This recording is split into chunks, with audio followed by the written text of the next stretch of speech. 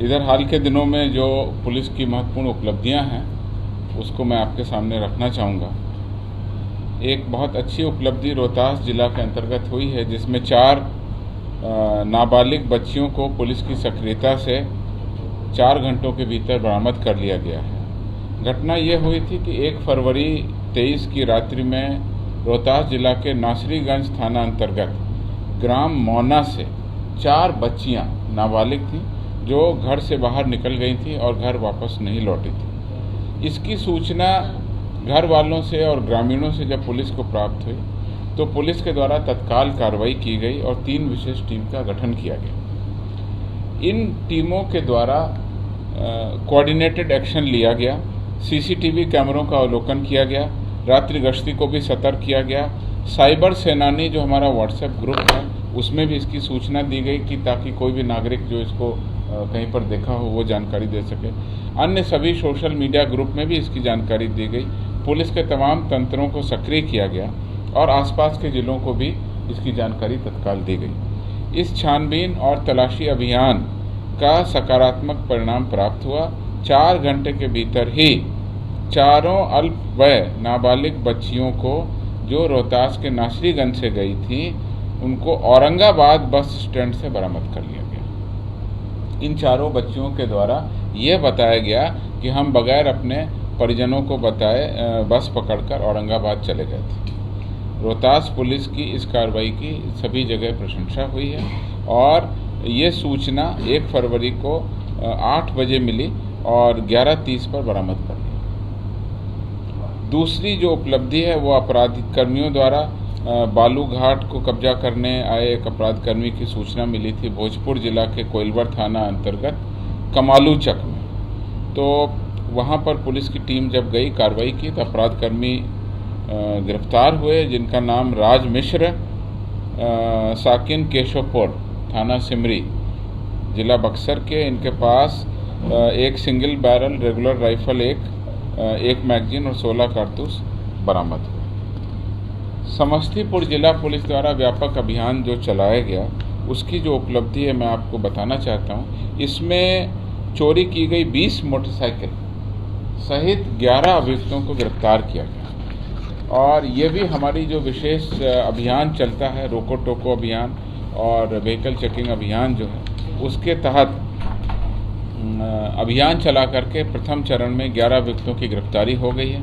20 चोरी की मोटरसाइकिल को जब्त भी किया गया और 2 फरवरी को न्यायिक प्रक्रिया को पूर्ण करते हुए उन मोटरसाइकिलों को उनके मालिकों को पुलिस के द्वारा वापस भी दे दिया गया। तो ये बहुत बड़ी उपलब्धि है। इस पर अभी आगे कार्रवाई हो रही है और आगे जो डेवलपमेंट होगा हम आपको बताएंगे।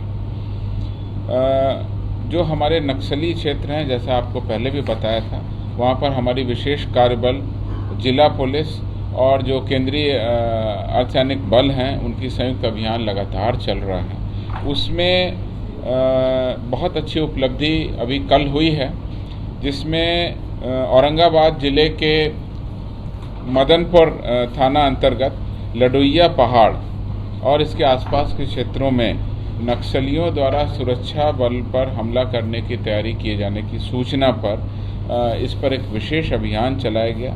इसमें ये सभी बल शामिल थे, जिला पुलिस और विशेष कार्यबल और केंद्रीय अर्धसैनिक बल। इनकी संयुक्त कार्रवाई में इसके आसपास क्षेत्रों में सर्च अभियान के फलस्वरूप विस्फोटक सामग्री काफ़ी मात्रा में बरामद की गई, जिसमें टाइमर 90, सिलेंडर बम 6, electronic detonator 12, non electronic detonator 75 एवं 18 अन्य सामग्री जो इससे संबंधित है वो सारी बरामद की गई। इसके अलावा मधेपुरा जिला बल में एक विशेष टीम थी, उस विशेष कार्यबल की एक विशेष टीम के द्वारा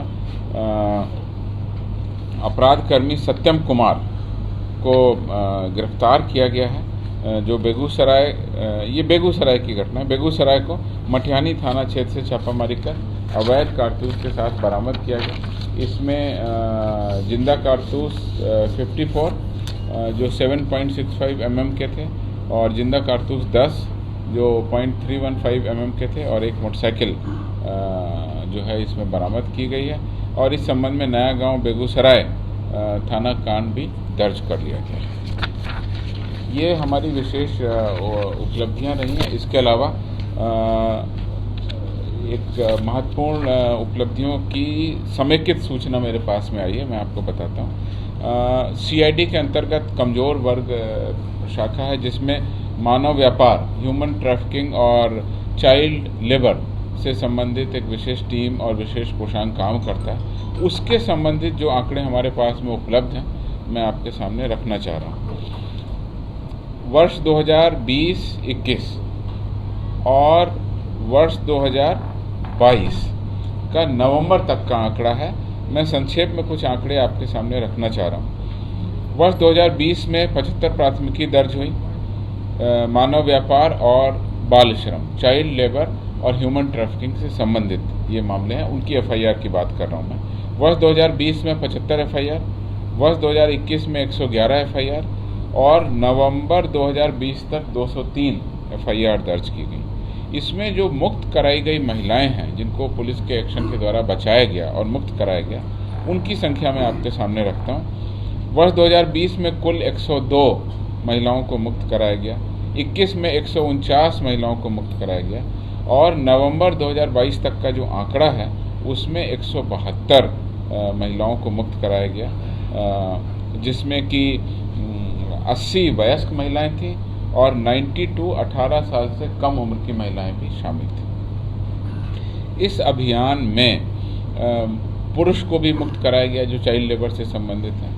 इसकी संख्या अगर देखें तो वर्ष 2020 में कुल 79, वर्ष 2021 में कुल 235 और नवंबर 2022 तक 365 कुल 365 पुरुषों को मुक्त कराया गया।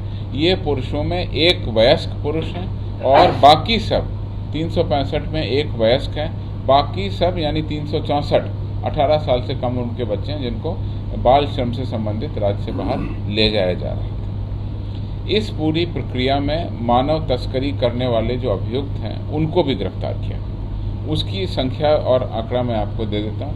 वर्ष 2020 में 247 मानव तस्करी से संबंधित अपराध कर्मियों को, 2021 में 331 अपराध कर्मियों को और नवंबर 2022 तक 350 अपराध कर्मियों को हमने इस तस्करी में इसमें शामिल थे उनको गिरफ्तार किया है।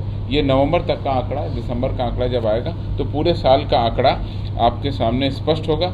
लेकिन एक बात स्पष्ट है कि 2022 में हम लोगों के द्वारा जो प्रोएक्टिव कार्रवाई की गई उससे नंबर ऑफ FIR भी ज़्यादा दर्ज की, पुलिस ने ज़्यादा तस्करों को पकड़ा और मुक्त कराई गई महिलाएं और मुक्त कराए गए पुरुषों की संख्या में भी बढ़ोतरी हुई। क्या माना जाता है कि ये लगातार मामले बढ़ रहे हैं साल दर साल? पुलिस की जो कार्रवाई है इसको हम पुलिस की कार्रवाई और पुलिस की जो प्रोएक्टिव एक्शन है उससे जोड़ करके देख रहे हैं और लगातार हमारी यूनिट भी सक्रिय हुई हैं और जैसा आपने कहा कि पुलिस का सूचना तंत्र भी मजबूत हुआ है, तो जो भी सूचना मिल रही हम लोग उस पर कार्रवाई कर रहे हैं। ये आंकड़ा मैंने आपके सामने रखा है। एक और आंकड़ा है मेरे पास में, अनुसूचित जाति जनजाति अत्याचार निवारण अधिनियम से संबंधित कुल कितने मामले दर्ज हुए और कितने लोगों को सजा हुई, ये आंकड़े में कुल कितने कांड डिस्पोजल हुए और कितने कांडों में सजा मिली, आंकड़ा आपके सामने रखता हूँ। सबसे पहले मैं लेता हूँ कि कितने कांडों का निष्पादन उस साल में किया। वर्ष 2020 में 8,602 मामलों का पुलिस ने निष्पादन किया जिसमें 48 लोगों को कन्विक्शन हुआ। वर्ष 2021 में 5,701 कुल मामलों का पुलिस ने निष्पादन किया, 99 लोगों को कन्विक्शन हुआ। 2022 में 6,188 मामलों का पुलिस ने निष्पादन किया जिसमें 339 लोगों को सज़ा सुनाई गई।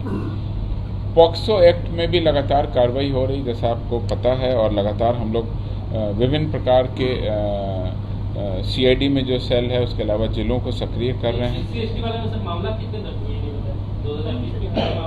मैं आपको बता देता हूँ, मैं ऐसे आंकड़ा मैं दे दूंगा, मैं बता देता हूँ। वर्ष 2020 में 7,574 मामले दर्ज हुए और 8,602 डिस्पोजल हुए, मतलब संख्या ज़्यादा डिस्पोजल। वर्ष 2021 में 5,958 मामले दर्ज हुए और वर्ष 2022 में 6,649 मामले दर्ज किए गए। पॉक्सो एक्ट में भी काफ़ी सज़ा हो रही है और आपको मैं बता दूं कि सज़ा का आंकड़ा मेरे पास में है।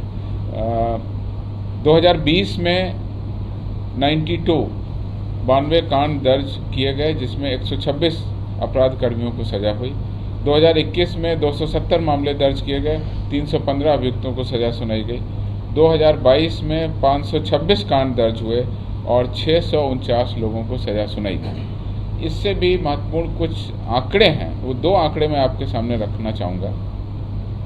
2020 में 1 अभियुक्त को फांसी और 37 अभियुक्तों को आजीवन कारावास हुआ। 2021 में संख्या बढ़ी और 4 अभियुक्तों को फांसी और 61 अभियुक्तों को आजीवन कारावास की सज़ा सुनाई गई। 2022 में स्पीडी ट्रायल की और तेज़ी आई और ये संख्या और बढ़ी। फांसी की संख्या बढ़कर के 5 और आजीवन कारावास की संख्या 108। ये है 2022 में पॉक्सो एक्ट में सज़ा का ब्यौरा। कुल सज़ा, इसके अलावा बहुत सारे क्लासिफिकेशन हैं, 10 साल से कम और 2 साल से कम, इस तरह की सज़ाएं हैं। मैं कुल आंकड़े आपको दे देना चाहता हूँ। 2020 में कुल 126 अभियुक्तों को सज़ा सुनाई गई। 2021 में 317 अभियुक्तों को सज़ा सुनाई गई और 2022 में 649 अपराध कर्मियों को सज़ा सुनाई गई। इसके महिलाओं एवं बच्चों से संबंधित जो साइबर अपराध है, उसकी रोकथाम के लिए cyber crime prevention against women and children CCPWC cell की स्थापना कर दी गई है, जो आर्थिक अपराध इकाई देखता है। इसके अलावा किशोरियों एवं महिलाओं में जो सिचुएशनल सेंसिटिविटी उत्पन्न करते हुए उनके विरुद्ध होने वाले जो अपराध हैं, इलेक्ट्रॉनिक्स उपकरण के सहयोग से होने वाले अपराधों के निवारण, निरोध, जागरूक करने के लिए सशक्तिकरण सभाएं, कई कार्यशालाएं, कई विद्यालयों में, कन्या विद्यालयों में, शिक्षण संस्थानों में लगातार ऑर्गेनाइज की गई और जिलों में जो महिला थाना है उसके थानाध्यक्ष द्वारा भी इस तरह के अवेयरनेस कार्यक्रम चलाए जा रहे हैं। तो इन कार्यक्रमों के कारण इस प्रकार की जो हमारी पुलिस की उपलब्धि है वो हमने आपके सामने रखा था कि जो अपराध के आंकड़े हैं वो एक बार हमारे सामने आ जाएंगे। हम आपको सभी आंकड़ों पर और जितनी भी विस्तृत चर्चा होगी, आप अगर प्रश्न भेजना चाहें तो मुझे प्रश्न भेज देंगे। अभी 22 का आंकड़ा कंपाइल हो रहा है। 22 का जैसे ही आंकड़ा कंपाइल होगा हम आपको बताएंगे कहाँ किस तरह की घटनाएं कम हो रही हैं। लगातार जो मेरे पास आंकड़े हैं वह यह शो करते हैं कि बिहार पुलिस अपराधियों, नक्सलियों पर प्रभावकारी कार्रवाई बहुत तेज़ी से कर रही है। अगर ऑपरेशन प्रहार की बात करें तो उसके अंदर एक स्पेशल टीम वज्र बनी हुई है, उसके द्वारा लगातार 7 से 8 हज़ार अभियुक्तों को गिरफ्तार किया जा रहा है। आपको मैंने आंकड़े पहले बता दिए थे। और पूरे साल में 88,649 अपराध कर्मियों को गिरफ्तार किया गया था। 2,695 आग्नेयास्त्र और 11,727 कारतूस इस विशेष टीम के द्वारा हमने गिरफ्तार किए। इसके अलावा जो हमारी बाकी टीम है जिलों में, वो भी काम कर रही हैं। नक्सलियों के विरुद्ध लगातार अभियान चलाया जा रहा है। भारत सरकार गृह मंत्रालय के द्वारा भी इसको रिकॉग्नाइज किया गया है। नक्सल प्रभावित जिलों की संख्या भी कम हो गई है और लगातार हमारी जो उपलब्धियां नक्सल प्रभावित क्षेत्रों में संयुक्त अभियान में की जा रही हैं, उसका भी पॉजिटिव असर हुआ है। और सांप्रदायिक सौहार्द और सांप्रदायिक जो मामले होते थे उसमें भी कहीं से भी कोई इस तरह की गंभीर सूचना कहीं पर नहीं आई है। सभी पर्व त्यौहार शांतिपूर्ण और अच्छे तरीके से मनाए जा रहे हैं। लॉ एंड ऑर्डर के अरेंजमेंट, जो हमारे विशेष पर्व त्यौहार हैं, गुरु गोविंद सिंह साहब का जो त्यौहार मनाया गया हो पटना साहिब में, या जो कालचक्र पूजा का आयोजन किया गया, या इस तरह के विभिन्न पर्व त्योहारों पर जो भी पुलिस के लॉ एंड ऑर्डर के बंदोबस्त हैं वो भी हम लोग कर रहे हैं। तो कुल मिला के हम लोगों की स्थिति पूर्णतः शांतिपूर्ण है। लगातार हम लोगों की दबिश जारी है। रोको टोको अभियान के बारे में भी आपको बताया कि किस तरह से रोको टोको अभियान चलाया जाता है और किस तरीके से उसमें हम लोग कामयाबी कर रहे हैं। अभी आज ही प्रेस कॉन्फ्रेंस में आपको बताया कि किस तरह से 20 मोटरसाइकिल को हमने बरामद किया। एक और हमारी महत्वपूर्ण डेवलपमेंट एक साल में हुआ जो आपके सामने रख रहा हूँ, वह है ERSS के द्वारा लगातार कार्रवाई की जा रही है। सोशल मीडिया पर आपको अवगत कराया जा रहा है कि किस तरह से आम पब्लिक अब ERSS यानी कि 112 नंबर को डायल करती है, पुलिस के कंट्रोल रूम में वो सूचना आती है और किस तरह से पुलिस की जो स्पेशल व्हीकल है वो केवल ERSS के रिस्पॉन्डिंग व्हीकल है, उसका नाम ही है ERV, इमरजेंसी रिस्पांस व्हीकल, वो किसी और काम में नहीं रहती है, उस पर बल और ड्राइवर हमेशा तैनात रहते हैं। ऑर्डर मिलेगा तो फिर हम उन पर एक्शन लेंगे। किस पर? के पाठक पर ऑर्डर मिलेगा तो... नहीं, मेरे पास में जानकारी नहीं है, मेरे पास में जानकारी है कि हम आपको अवगत करें। लेकिन सर एक और सवाल उन्होंने उठाया के पाठक ने, जो कि नाराजगी में उन्होंने उठाया, उनके कहने का तरीका जो भी हो, लेकिन एक पटना के शहर की जो व्यवस्था है, ट्रैफिक व्यवस्था पर भारी सवाल उठाया है कि यहाँ लोगों को सिविक सेंस नहीं है, चलने का तरीका नहीं है, गाड़ियाँ चलाने नहीं आती हैं। अगर आप ट्रैफिक व्यवस्था पर बात कर रहे हैं तो ट्रैफिक व्यवस्था एक अलग विषय है, हम लोग डिटेल पे उस पर चर्चा कर लेंगे। अलर्ट भी सर कुछ है, आतंकी अलर्ट NIA ने किया है बिहार, वही मैं तो क्या बिहार में भी कुछ ऐसा अलर्ट है? नहीं, ऐसी कोई सूचना मेरे पास में नहीं है। सामान्य रूप से जो भी हमको सूचनाएं आती हैं उसको हम लोग आदान प्रदान करते हैं और यथासंभव जो भी हमारा प्रोएक्टिव एक्शन है वो करते हैं, जो प्रिवेंटिव एक्शन है वो करते हैं, और जो सिक्योरिटी रिलेटेड हमारे ड्रिल है वो ड्रिल के तहत हम लोग कार्रवाई करते हैं। सर आमतौर पर से एक बड़ा जो समस्या आ रहा है, मोबाइल जो छीनना है या मोबाइल चोरी की घटना सामने आती है, सर मोबाइल रिकवर नहीं हो पाता लोगों का, ये सर तमाम लोगों के साथ। देखिए, मोबाइल आपको मैं बता दूं, मोबाइल एक इक्विपमेंट भी है, डिवाइस भी है, और मोबाइल चोरी होना एक गंभीर घटना है।